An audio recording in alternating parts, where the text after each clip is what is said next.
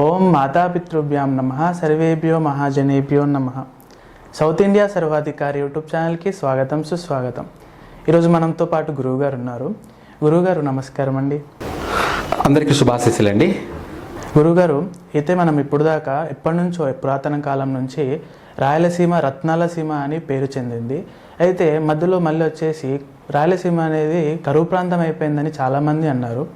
ఇప్పుడు మళ్ళీ వచ్చేసి ఇప్పుడు ఈ కాలంలో చాలా వరకు అందరూ ఏవేదో అనుకున్నారు. కానీ ఇప్పుడు ప్రజెంట్ పురావస్తు శాస్త్రవేత్తలు వాళ్ళు ఏమంటున్నారంటే బంగారు గనులు కనుక్కున్నారని చెప్తున్నారు.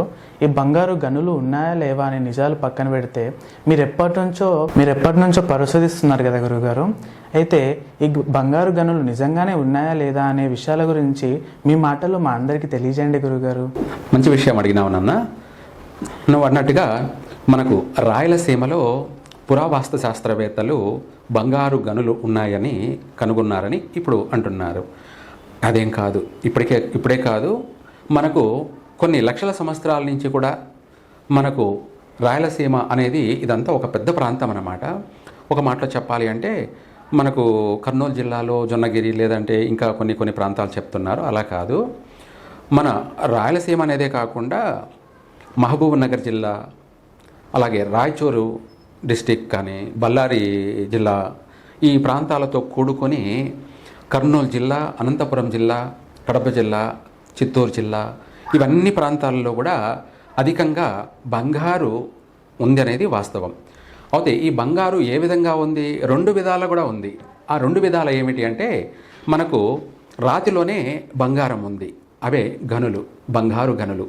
మనకు కోలారని కానీ లేదంటే మనం అదే కేజీఎఫ్ అన్నారు కదా, ఇదంతా కూడా ఈ యొక్క ప్రాంతానికి సంబంధించింది.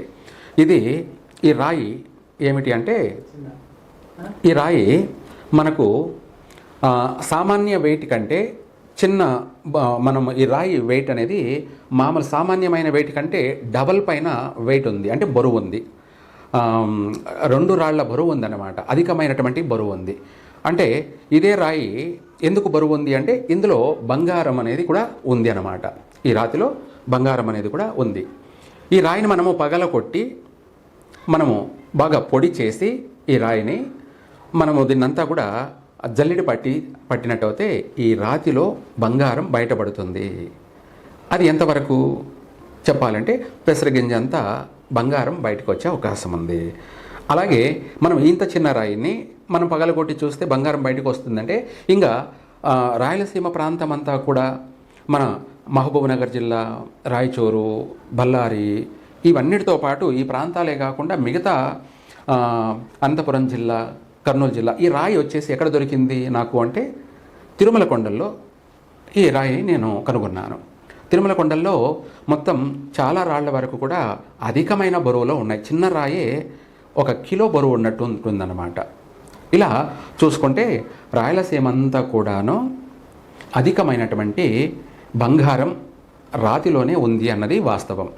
అంటే రాయే బంగారము, అందుకే పూర్వమంతా కూడా మనం దీన్ని బంగారు భూమి అన్నారనమాట. బంగారు భూమి అని అంటున్నారు. ఇప్పుడు మళ్ళీ కూడా స్వర్ణాంధ్రప్రదేశ్ అనే పేరు కూడా ఉంది. అంటే ఆంధ్రప్రదేశ్ కాదు, ఇది స్వర్ణాంధ్రప్రదేశ్, అంటే బంగారు దేశము అని కూడా పేరు పెట్టాలని అనుకుంటున్నారు. ఆల్రెడీ పెట్టే ఉన్నారు. అయితే అది నిజమే అవుతుంది. దానికి మూలాధారమే రాయలసీమ అవుతుంది. ఇక్కడ అన్ని ప్రాంతాల్లో కూడా బంగారు ఉంది. అవి మనము ఆ బంగారు గనుల్ని తవ్వి ఆ రాయినంతా పగలగొట్టి దాన్నంతా జల్లెడ బట్టి తీయాలి అంటే ఇది ఎంతో పెట్టుబడితో కూడుకున్న పని అన్నమాట. ఈ పెట్టుబడి పెట్టి చెయ్యాలి అంటే సాధారణంగా ప్రైవేట్గా ఎవరంటే వాళ్ళు చేయడానికి వీలు కాదు అన్నమాట. ఇవన్నీ కూడా నేను ముందే పరిశీలించాను కూడా. నేను చిన్నప్పటి నుంచే పరిశీలించాను. అయితే ఇది బంగారు భూమి అన్నది నాకు తెలుసు.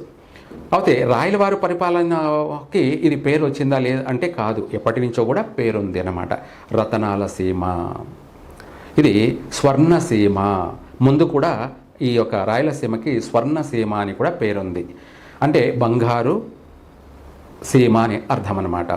ఇక్కడ రతనాల సీమే కాదు, స్వర్ణసీమ అనే పేరు కూడా ముందు నుంచే ఉందన్నమాట.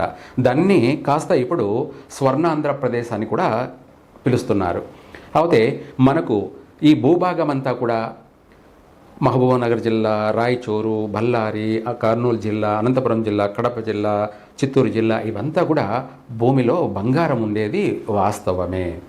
దీన్నంతా కూడా మనకు గవర్నమెంటే చర్య తీసుకొని, అలాగే వాళ్ళ గవర్నమెంట్ ద్వారానే దీనికి ఎంతైతే పెట్టుబడి కావాలో అంత పెట్టుబడి పెట్టి బంగారు గనుల్ని తవ్వి ఈ రాతి నుంచి బంగారాన్ని తీయవచ్చు.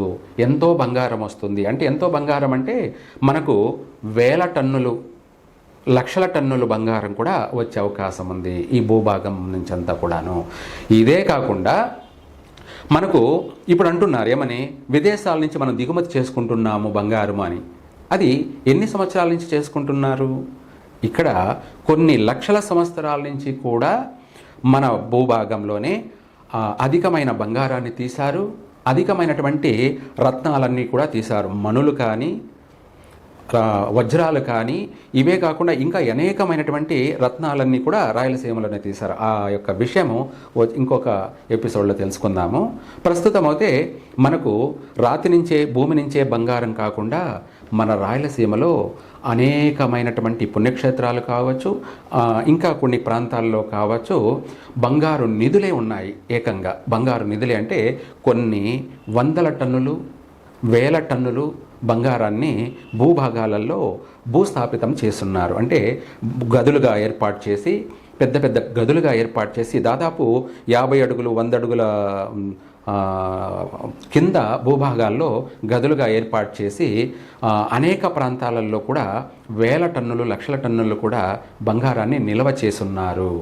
అలా ఒక మాటలో చెప్పాలంటే రాయలసీమ ప్రాంతం అంతా కూడా భూగర్భంలో అనేక వజ్రాలు, వైడూర్యాలు, మణులు, మాణిక్యాలతో కూడుకొని సువర్ణ ఆభరణాలు, అధికమైనటువంటి బంగారం అంతా కూడా నిల్వ ఉంచున్నారు.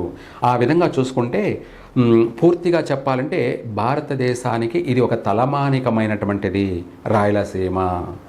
ఇది రతనాల సీమ, అలాగే స్వర్ణసీమ, మనకు బంగారు భూమి అని పిలుస్తారు, స్వర్ణసీమ. మరలా ఇప్పుడు ఈ యొక్క పురావాస్తు శాస్త్రవేత్తలు కనుగొన్నది వాస్తవమే, అది నిజమే. ఇక్కడ వాళ్ళు కనుగొన్నది అంతా కూడా 100% కరెక్టేను. మన భూభాగం నుంచి ఎంతో బంగారాన్ని తీయచ్చు. ఇది మన సౌత్ ఇండియాలోనే మొత్తం మీద చెప్పాలి అంటే కొన్ని ప్రాంతాలతో కూడుకొని రాయలసీమ అత్యంత ధనసీమ, ధనిక సీమ, వజ్రాలతో కూడుకున్నటువంటి విలువైనటువంటి, ప్రపంచంలోనే అత్యంత విలువైనటువంటిది ఏదన్నా ఉంది అంటే ఇటు మహబూబ్నగర్ జిల్లా, అటు మనకు బళ్ళారి, రాయచూరు కూడుకొని కర్నూలు జిల్లా, కడప జిల్లా, అనంతపురం జిల్లా, చిత్తూరు జిల్లా అంతా కూడా అనంతమైనటువంటి సంపదతో కూడుకొని ఉన్నటువంటిదే. అందుకే దీన్ని స్వర్ణసీమ. మనకు అందుకే భారతదేశంలోనే ఆంధ్రప్రదేశ్కి స్వర్ణాంధ్రప్రదేశ్ అని కూడా మనము పేరు పెట్టచ్చు. ఇది అక్షరాల వర్తిస్తుంది. మన గవర్నమెంట్ చర్య తీసుకొని దీన్ని తీయగలిగితే ప్రపంచానికే ఇది ఒక తలమానికమైనటువంటి సీమగా మారే అవకాశం ఉంది. సర్వే జన సుఖినో భవంతు. ధన్యవాదాలు గురుగారు. మీ మాటలు విన్న తర్వాత నాకైతే ఈ కేజీఎఫ్ అనే పేరు కాకుండా ఈ ఇండియాకే ఆర్జీఎఫ్ కాబోతుంది అనిపిస్తుంది. ఈ అన్ని విషయాల గురించి, మిగతా విషయాల గురించి కూడా మీరు అందరూ తెలుసుకోవడానికి కొరకు లైక్ చేయండి, షేర్ చేయండి, సబ్స్క్రైబ్ చేసుకోండి. Thank you.